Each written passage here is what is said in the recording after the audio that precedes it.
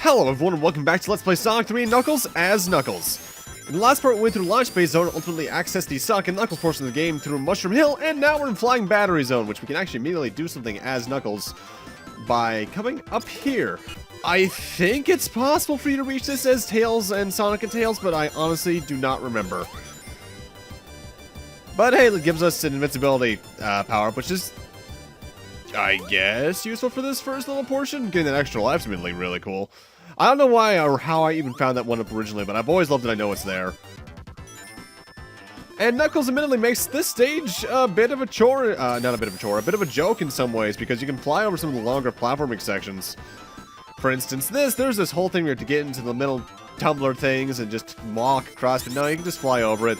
But you do want to get the fire shield over the lightning shield that I got earlier, because there is a little fire jet thing at the top left of this room that, without getting on top of these platforms, like the very top of them, I think is impossible to dodge as Knuckles. Because his jump is just too low. Which is a common theme, admittedly, in this LP, or in this campaign, rather. Knuckles' jump can be kind of low in some places. In fact, on the whole, this is one of the easier areas to get hit in, given the layout of the stage. I'm also trying to remember, because I think this is the one stage you encounter as Knuckles, where the lightning shield's ability to protect you from electrical attacks actually comes into play, because that came into play in the Death Egg Zone in Sonic's campaign, but get this, because the Death Egg's been destroyed, you don't go to it as Knuckles. Which is odd, because the water shield obviously still protects you from drowning, the fire shield can still protect you from fire attacks, which I almost feel more common as Knuckles. But I think the lightning shield still ends up being the least useful in that regard when it comes to elemental properties. The ring attraction is still really, really useful, though. Now, as usual, I am trying to actually take a few different routes as Knuckles, though sometimes I end up taking the same route anyway, because the thing is about the Sonic and Knuckles portion of the game as Sonic is that it's a bit easier to take Knuckles' exclusive pathways, or at least ones that are more intended for him, because of Hypersonic's ability to dash in any direction in mid-air. If you get some good momentum going, jump at the right time, and then do the little charge attack, you can get some good vertical and horizontal distance with that very, very easily. In fact, it goes so quickly as well that in some cases, especially one I can think of in Lava Reef Zone as Hypersonic, you can just clip right into the ground.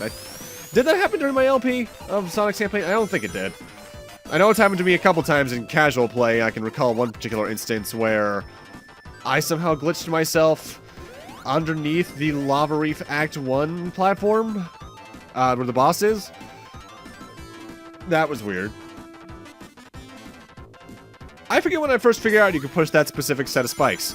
I know I found that particular ring the first time just by gliding as Knuckles across there, but I forget when I figured out that you could push the spikes, because I think it's also the only set of spikes like that in the Sonic and Knuckles section of the game that you can push. Because there was a pair like that, I think somewhere in Sonic 3 standalone, but I forget when I figured that out here. Admittedly though, I actually recommend abusing Supersonic / Hypersonic and Knuckles a bit more in the Sonic and Knuckles sections of the game, just for the speed increase, because Sonic and Knuckles standalone has fewer stages than Sonic 3. It's only when you get Sonic 3 and Knuckles that it feels more balanced. Also, when you're in Hyper / Super mode, this boss fight is a non-issue. You're supposed to be jumping off of this thing so it can hit itself in the head, but if you're Super or Hyper mode, you can just tank the hits and duck to the music like I always do. Out of all the boss fights with Sonic and with Knuckles, rather, no, with Super form, this is easily the most neutered. Still though, I really like that concept. I love it when boss fights end up being those kind of trap ones that look like you're safe and then suddenly, oh wait, no you're not. Oh, I love Flying Battery Act 2's theme. Flying Battery Act 2 in a lot of ways feels like it's the more speed-oriented stage, which is an interesting balance I've noticed over the years about the stages as well. Usually out of the 2 stages per act, zone, one is a bit more focused on platforming, whereas the other is a bit more focused on speed. I say usually because there are cases where that's definitely not the truth. I'm looking at one in particular that's actually happening this very part. But that tends to be the balance, especially for the first half of the game. I always get a bit nervous with these particular platforms just because they always feel like they're about to crush me, even though they're really not. The chances of that happening are low, to say the least. That should not have worked out for me. I've had multiple times where I did a spin dash into those tumblers, and either just due to my momentum being weird or me holding a different direction, I have fallen right into one of those pits. It's not fun. I want to say I got more lives in the Sonic playthrough, not only because I just didn't die as much as Sonic, but also just because, given the fact that I was going for the perfects in every single special stage, and I think I went to this bonus stages a bit more, I just ended up getting more lives in total. Mind you, not that game overs mean too much in Sonic 3 due to the save system. You basically start at the beginning of the zone you were in, I think, and that's the farthest you go back. But still, it always helps. Though that's, I think, something I didn't mention in the Sonic playthrough. Yeah, Sonic 3 and Knuckles has a save system. Sonic 3 Standalone does as well. Sonic and Knuckles, though, Standalone does not. That acts on prior Sonic game rules, and then a game over, without having any continues, sends you right back to the title screen with no continue code. Hope you know the level select. And admittedly, a bit of a consequence to how I tend to record games now, where I do it stage per stage. And in the cases where there's save systems like this, that load me into the next stage immediately, I have to go back to the title screen and reload the file. My score suffers due to that. Because if I'm just playing straight through, my score would probably be a couple of 100,000 by now, without a doubt. But due to how I handle this game, usually you'll rarely see my score cap out over 20,000. Sometimes things just happen. Although I don't think score really has any purpose in the main Sonic games. Because it's not like there were any leaderboards. I guess maybe there was contests where you maybe could send in your highest score, but I don't know. But in modern days, at least, it's kind of pointless. I also had quite a few playthroughs where that special ring I just got was the last one I needed for Hyper Mode. And once again, we have the Wing Fortress boss returning for Knuckles. And as usual, if you're super hyper, you can just stand here while Egg-Robo destroys the ship. What a dummy.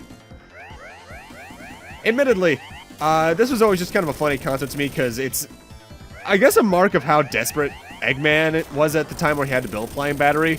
Because he had to outright build a weaker ship just so he can get around Angel Island.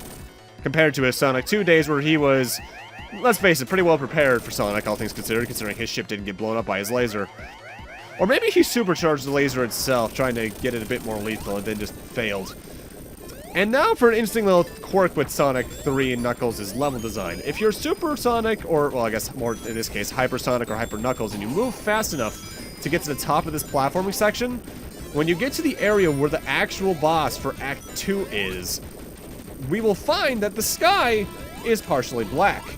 That's because right now, the level design was technically over where the background was. We're falling down into it. There are times like this where sometimes I can't tell what the way the layers are done, where I can't tell if the stage itself is falling or if the stage itself is rising, because it's just kind of weird level design like that where I can't quite tell. I want to say the section was falling. And now, time for a nice little change to Sonic 3 Complete. Egg-Robo is in this fight, which, similarly to the prior one, we can just stand still and win. In fact, that seems to be a running theme in Flying Battery, I've noticed. But the cool thing is there, you see Egg-Robo in that Eggmobile.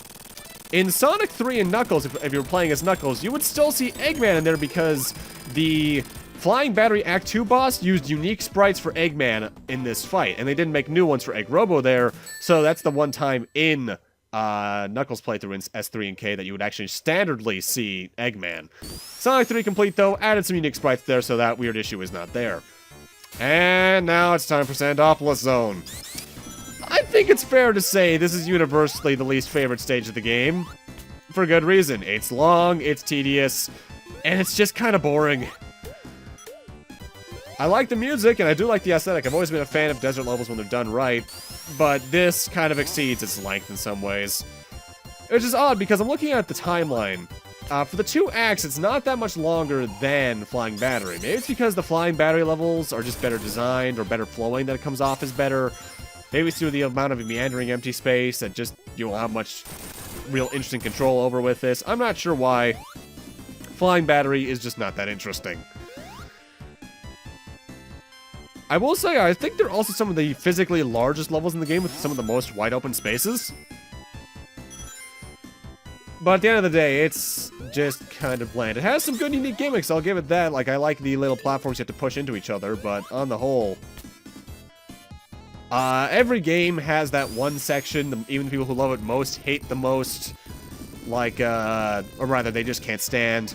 For instance, for me, in Final Fantasy IV, even though I like what you do elsewhere around it, I hate traversing through the moon. I don't mean like the lunar subterranean, I mean the moon's surface. I think that's just kind of a needlessly long path for the sake of having a needlessly long path and sort of dungeon. I admit, I like that you get to move around on the moon, but I think they could have designed it a bit better. At the same time, though, it's kind of a long-lost civilization in a way, so it's kind of a mixed bag, really, in that regard.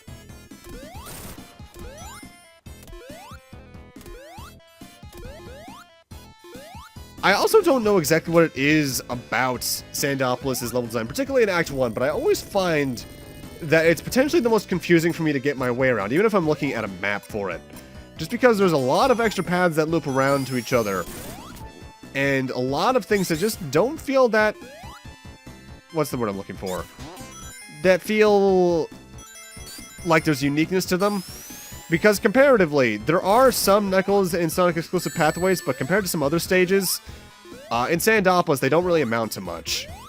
It's not like you end up in an entirely different boss fight in an entirely different region of the room. No, it's the exact same.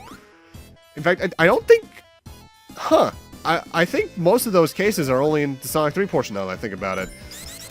Because, especially with, like, Angel Island...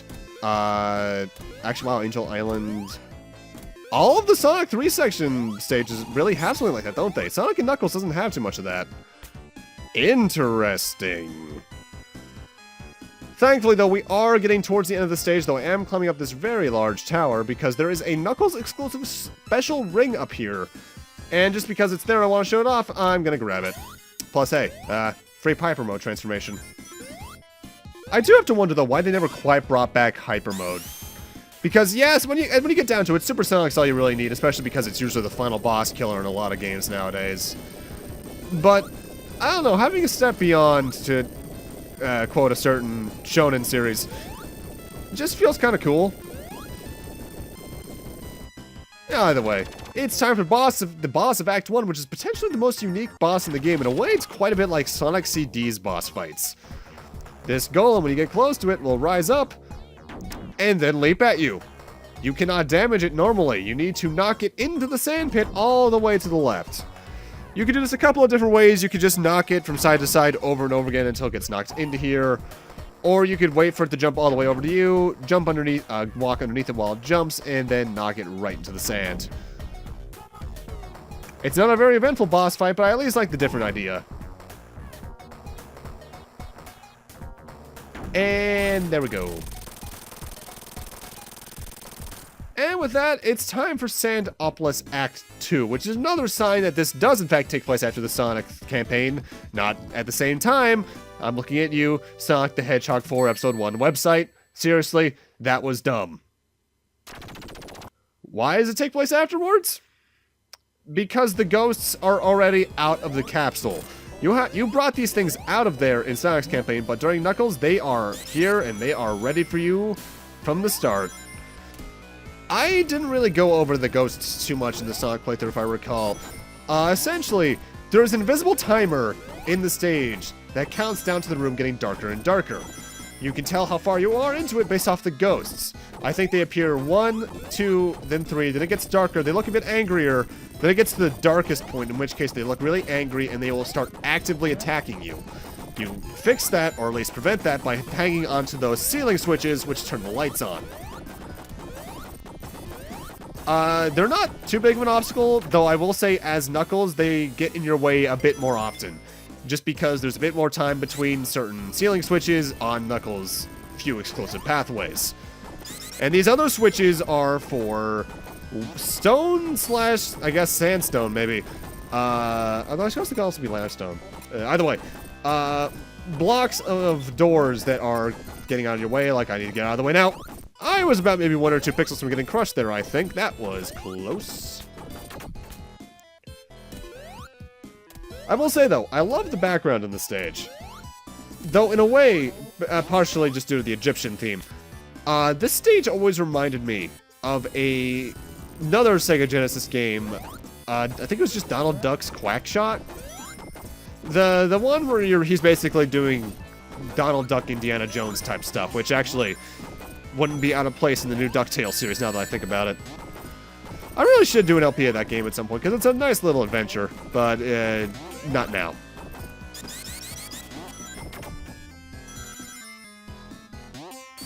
I think another thing that makes the Sandopolis stages just feel a bit slower is that they actually might be slower.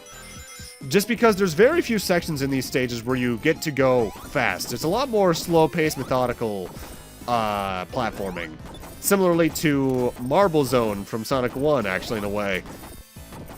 But maybe it's just because Sonic 3 has a better sense of speed compared to some of its sequels, that it just feels kind of naked with this kind of lacking speed, you know what I mean?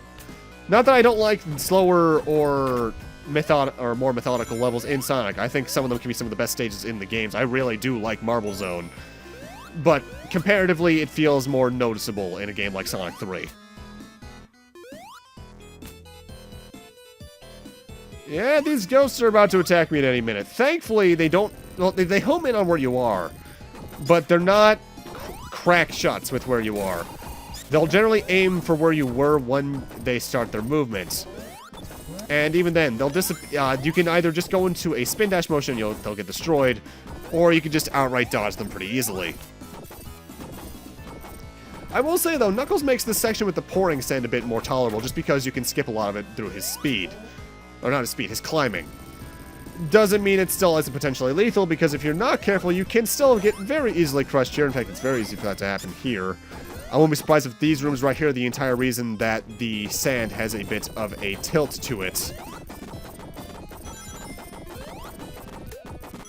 Something I find kind of odd, though, about Sonic 3 compared to Sonic 1 and 2 is, in terms of the modern eye, how Sega doesn't really bring back many stages from this game. Most of the time, whenever a stage from this game gets brought back, it's Sky Sanctuary, which admittedly is a nice stage. But it would be nice to see something else from it, because, admittedly, comparatively, it doesn't get as much representation as Sonic 1 and 2 anyway, because it's hard to find a Sonic game that's come out in the past 10 years without a green hill or a chemical plant. It would be nice to see something from this game, not Angel Island, because that's a bit too green hilly. Maybe Hydro City? That could be cool. Or, ooh, what else? Lava Reef could be cool. It's just one of those things. It'd be nice to see more representation for 3. Mind you, that's also just bias speaking because it's my favorite Sonic game.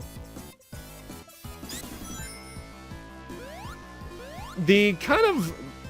I think right now we're on the Knuckles... No, now we're definitely on the Knuckles path for the ending of the stage. The last portion of this stage's Knuckles can be kind of slow. Because there's a lot more pushing around the platforms. And because of that, it's actually very easy to run out of rings with your super forms. So be careful. Especially from here on, we basically are going to have a little pushing puzzle now. We need to flood this area with sand, which I take a bit to get to, and then we need to push that block across so we can make the door stay open. Because that switch that's to my right, as I press this, you're going to notice it goes back to the left very quickly.